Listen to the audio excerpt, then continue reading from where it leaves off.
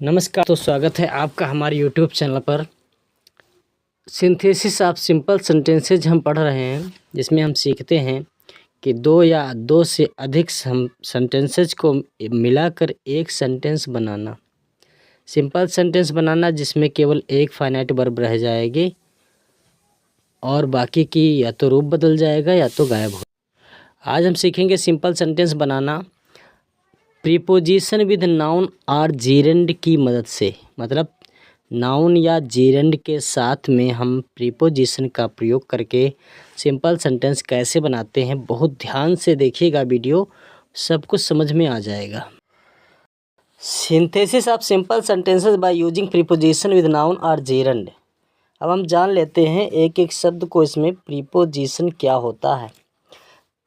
Preposition वह शब्द है जो नाउन या प्रोनाउन के पहले आता है और संबंध बताता है। मतलब कोई सेंटेंस है, यहाँ पर कोई नाउन प्रोनाउन है, इसके पहले एक शब्द आया और दूसरे नाउन प्रोनाउन का इसमें संबंध बताया कि इनका क्या रिलेशन है। तो प्री माने होता है पहले और पोजीशन माने होता है स्थान। इसका स्थान हमेशा किसी नाउन या प्रोनाउन के पहले ही होता है। ये नाउन होगा तो इसके पहले यहाँ पे स्थान इसका होगा। जैसे उदाहरण देख लीजिए, इन में, ऑन पर, एट पर या में, फॉर के लिए या के बदले में, विद से या साथ, बाई के द्वारा या यह करके, आफ्टर बाद में, बिफोर पहले, बिकॉज ऑफ माने के कारण या ड्यू टू या ऑन अकाउंट ऑफ। ये सारे प्रीपोजिशन हैं, इनकी ही मदद से हम सिंपल सेंटेंस बना देंगे। इनको अगर हम किसी नाउन या जेरेंड के पहले लगाते हैं तो नाउन तो हम जानते ही हैं कि नाउन किसे कहते हैं। किसी वस्तु, स्थान या व्यक्ति, विचार, कार्य, इन सब नामों को हम नाउन कहते हैं। जेरेंड भी नाउन का ही कार्य करता है।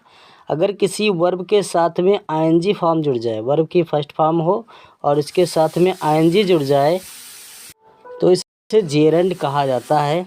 यह हमेशा नाउन का ही कार्य। जैसे read plus ING, reading, read लिखा हुआ है और इसके साथ में हमने लिख दिया आईएनजी जोड़ दिया तो ये रीडिंग हो गया। इसका मतलब है पढ़ना। राइटिंग लिखना, प्लेइंग खेलना, वर्किंग काम करना, इनका सबका अर्थ है करना। मतलब ना लगा हुआ है, नाउन का ही काम करेंगे, किसी हालत में वर्ब का काम नहीं करेंगे। अब ये वर्ब का काम नहीं करेंगे। प्रीपोजिशन प्लस नाउन, इस तरीके से हम कैसे इनका प्रयोग करते हैं। नाउन के साथ में प्रीपोजिशन लगा के देखते हैं। जैसे लिखा है he was ill, he was ill, he could not attend the class, वह बीमार था, वह कक्षा में शामिल नहीं हो पाया, क्लास अटेंड नहीं कर पाया। तो ऐसे कह सकते हैं अपनी बीमारी के कारण वह कक्षा में नहीं सम्मिलित हो पाया। Because of illness, because of illness he could not attend the class. देखिए अब यहाँ पर एक ही वर्ब रह गई और ये एक आइडिया हो गया, फ्रेज हो गया। Because of illness he could not attend the class. दूसरा एग्जाम्पल देखें, it was raining heavily we stayed at home, बारिश ज़ोर से हो रही थी, हम घर पर रुके रहे। तो ऐसे कह सकते हैं भारी बारिश के कारण हम घर पर रुके रहे। Because of heavy rain we stayed at home. अब ये हैवी रेन और इलनेस ये नाउन है। अब यहाँ पे वर्ब नहीं है, नाउन बन गए हैं। देखते हैं जेरेंड की मदद से हम कैसे बनाएंगे। He worked hard he succeeded, इसमें एक क्रिया को हम जेरेंड बना देंगे और नाउन का काम करेगा। उसने कठिन परिश्रम किया, वह सफल हुआ। तो ऐसे कह सकते हैं by working hard he succeeded, मेहनत करने पर वह सफल हुआ या करने के कारण वह सफल हुआ। फोर्थ एग्जाम्पल देखें, सी finished her work she went away, उसने अपना कार्य समाप्त किया, वो घर को चली गई। तो ऐसे कह सकते हैं इसको हम हिंदी में, अपना कार्य समाप्त करने के बाद वह घर को चली गई। तो अंग्रेजी में देखें, आफ्टर फिनिशिंग हर वर्क, अपना काम समाप्त करने के बाद सी वेंट होम, वह घर को चली गई। 5वां एग्जाम्पल देखें, he entered the room, he knocked at the door. उसने वह कमरे में प्रवेश की, उसने दरवाज़ा खटखटाया। अब हिंदी में जोड़ लें इसको मन ही मन, तो ये ऐसा समझ में आता है कि कमरे में प्रवेश करने से पहले उसने दरवाज़ा खटखटाया। तो इसी प्रकार से बना देंगे, गलतियाँ नहीं होंगी।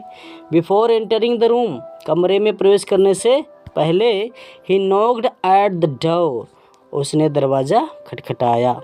प्रैक्टिस के लिए एक सेंटेंस दिए गए हैं, आप इनको हल करिएगा और नीचे कमेंट बॉक्स में ड्रॉप करिएगा। थोड़ी सी मदद करते हैं। He was tired, he could not walk further, वह थका हुआ था, वो आगे नहीं चल पाया। ऐसे कह सकते हैं, because of tiredness he could not walk further, ऐसे कह सकते हैं। It was very cold, we stayed inside the house, बहुत ठंडी थी, हम घर पे रुके रहे। तो इसमें भी because of, due to coldness, या बिकॉज ऑफ कोल्डनेस, या on account of coldness we stayed inside the house, ऐसे कह सकते हैं। She work hard, she achieved success, उसने मेहनत की और उसने सफलता प्राप्त की। जैसे बनाया है, by working hard she achieved success, ऐसे बना देंगे। He completed his homework, then he went to play. तो इसमें क्या समझ में आता है, उसने अपना गृह कार्य किया और तब वह खेलने के लिए चला गया। तो मतलब अपना कार्य समाप्त करने के बाद वह खेलने गया। After completing his homework he went to play, ऐसे बना देंगे। He took permission, then he left the office. तो बाई हिज परमिशन, ऐसे कह सकते हैं, by his permission he left the office, मतलब उसकी परमिशन लेने के बाद में वह ऑफिस छोड़ दिया। या बाई टेकिंग हिज परमिशन, या after taking his permission he left the office, ऐसे ही बन जाएगा। After taking his permission, taking permission he left the office, वह ऑफिस को छोड़ दिया। वीडियो पसंद आया हो तो लाइक करें, चैनल को सब्सक्राइब करें और शेयर करना मत भूलें। बहुत बहुत धन्यवाद।